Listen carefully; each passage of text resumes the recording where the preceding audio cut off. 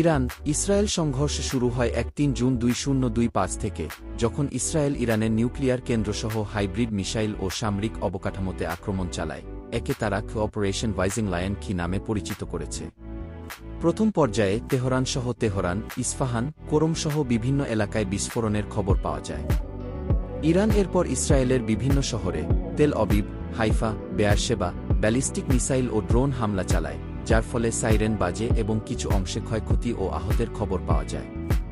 প্রতিবাদ হিসেবে ইসরায়েল আবারও ইরানের সামরিক ব্যবস্থা ও নিউক্লিয়ার সুবিধায় বিমান হামলা শুরু করে। তাদের দাবি, তারা দ্রুত সময়ে ইরানের এই লড়াইয়ে ইরানের শতাধিক নিহত, যাতে উচ্চপদস্থ সেনা ও বিজ্ঞানীরাও রয়েছেন, এবং ইসরায়েলি নাগরিক নিহতের সংখ্যা ৩ ডজনের কাছাকাছি।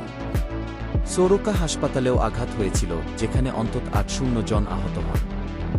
দ্য গার্ডিয়ান খাম আন্তর্জাতিক মঞ্চে উত্তেজনা বৃদ্ধি পাচ্ছে।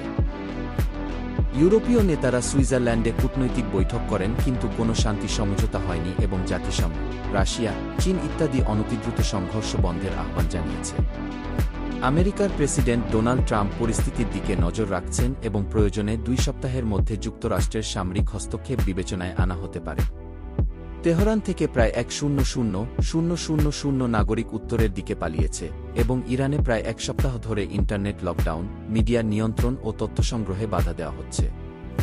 বর্তমান অবস্থায় সংঘর্ষ ৩য় সপ্তাহে প্রবেশ করছে এবং ২ পক্ষের গোলাবর্ষণ অব্যাহত রয়েছে। শান্তি ও কূটনৈতিক নিষ্পত্তির কোনো দৃশ্য এখন পর্যন্ত দেখা যাচ্ছে না, তবে ইসরায়েল বলছে তাদের অবকাঠামোগুলো ধ্বংস না হওয়া পর্যন্ত অপারেশন চলবে।